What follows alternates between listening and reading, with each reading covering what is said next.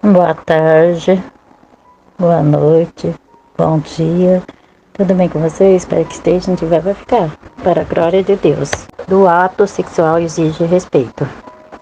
Digno de honra entre todos seja o matrimônio, bem como o leito sem mácula, porque Deus julgará os impuros. Hebreus capítulo 13, versículo 4. As chamadas práticas sexuais liberadas deterioram a qualidade do relacionamento do casal. Elas não são prova de amor. O casal que realmente se ama não precisa praticá-las, além de absolutamente desnecessária para o casal que realmente se ama. As práticas sexuais liberadas. Perversão e degradantes são duramente condenadas por Deus.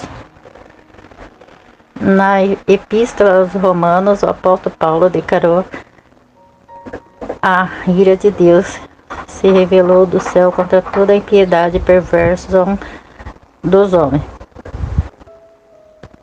Por isso, Deus entregou tais homens à imundícia, pela concupiscência de seu próprio coração, para desonrar o seu corpo entre si.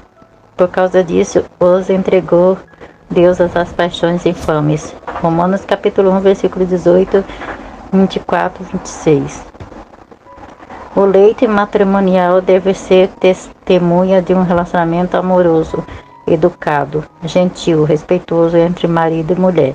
Maridos, vós igualmente viverei a vida comum do lar, com discernimento e tendo consideração para com a vossa mulher, como parte mais frágil, tratai-a com dignidade.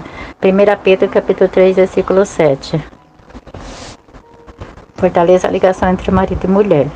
Casamento não é só sexo, mas por meio do sexo o marido e a mulher têm mais íntima e completa comunicação. Por isso, o Antigo Testamento usa o termo conhecer para referir-se ao ato sexual.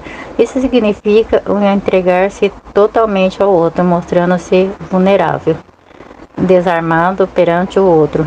Conheça o outro na sua plenitude e aventurar-se também a revelar-se plenamente, ou seja, tal como somos, com nossas belezas, nossas figuras interiores. O ato sexual é íntimo e exclusivo. Ele é a única experiência que pertence exclusivamente ao casal e que não é compartilhado com nenhuma outra pessoa. Feliz é o homem e feliz é a mulher que olha para o ato sexual como meio de demonstração do seu amor ao seu cônjuge. Lembre-se, casamento não foi feito para crianças, mas para adultos. Pessoas amadurecidas ouvem avaliações negativas ao seu respeito e sabe conter a revolta, mesmo com dificuldade, retendo a parte boa do que foi falado. Essa prática é comum no trabalho com a avaliação do nosso chefe. Se possamos, por isso, no emprego, tentando administrar nossas reações. Por que não fazemos o mesmo no nosso casamento? Muitas vezes nosso cônjuge faz reclamações ou observação a nosso respeito, que a princípio nos fere. Mas quando esfriamos a cabeça e avaliamos melhor, percebemos que são palavras sensatas. Alguém que nos ama e não quer nos destruir. Falou uma verdade que, apesar de não gostarmos, podemos e devemos reavaliar psicologicamente.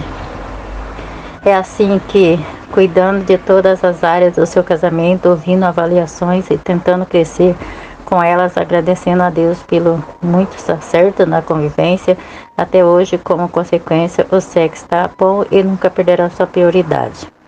O mais importante é a aliança que tenho com o meu cônjuge, que se renova a cada dia nos pequenos gestos de ternura e de doação e entrega aos outros. Nos valores de perdão, de disposição de perdoar, nos deixa de pensar que meu umbigo é o centro do universo. Perceber no outro a maravilhosa criatura, imagem e semelhança do Criador, que é capaz de surpreender a cada dia com novas e fascinantes maneiras de revelar-se. Glória a Deus, aleluia. Deus poderoso. que a resposta você daria para a seguinte pergunta: o que é a igreja? Qual é o seu propósito primordial? Quais são as suas características? Ela é um organismo ou uma organização?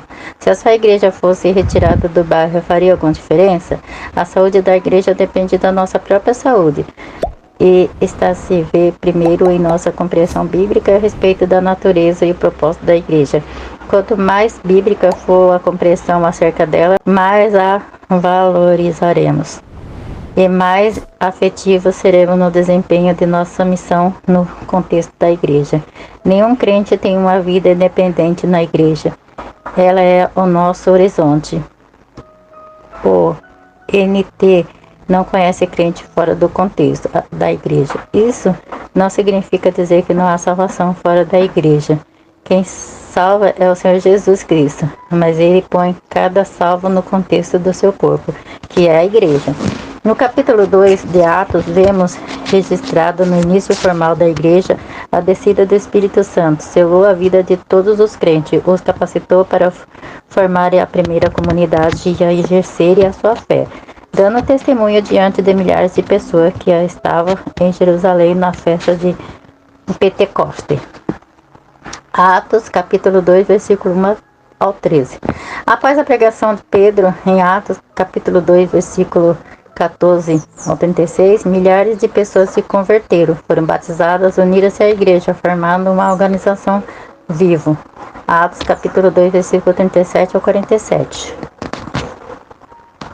Jesus assevera em Mateus, capítulo 16, versículo 18, edificarei a minha igreja. Essa é a primeira entre mais das 100 referências no NT que emprego a palavra grega primária para a igreja, composta com a posição fora de e o verbo chamar. Logo, detonava originalmente um grupo de cidadãos chamados e reunido visando um propósito específico. O termo é conhecido desde o século V a.C. Nos escritos da Herodota, Gerofonte, Platão e Eurípides, este conceito de eclesia prevalecia especialmente na capital, Atenas, onde o líder político era convocado como Assembleia Constituinte até que 40 vezes por ano. O uso secular do termo também aparece no NT em Atos 19, 32, 41. Por exemplo, eclesia refere-se à turba enfurecida de cidadão que reuniu em Éfeso para protestar contra o efeito do ministério de Paulo. Glória a Deus, aleluia, louvado seja o nome do Senhor. Oremos. Pai amado, Pai misericordioso, abençoa, Senhor Deus, meu Pai, em nome de Jesus, cada lugar, Senhor Deus, cada casa, cada pessoa, Senhor Deus, cada família, Senhor. Abençoa, Senhor Deus, os hospitais, meu Pai, abençoa, Senhor Deus, aqueles que estão ali, meu Pai, na UTI. Abençoa, Senhor Deus, aqueles que estão no presídio, Senhor Deus, meu Pai, numa família solitária, meu Pai. Oh, Pai, abençoa, Senhor, em nome de Jesus, Senhor. Ajuda eles, meu Pai, em nome de Jesus. Senhor, Pai, que teu Santo Espírito venha convencê-lo, eles, do pecado, da justiça e do juízo, oh Pai. Pai amado, Pai misericordioso, abençoando, renovando, restaurando, Senhor Deus, cada vida, cada pessoa, Senhor. Muda a mente, meu Pai, em nome de Jesus, Senhor.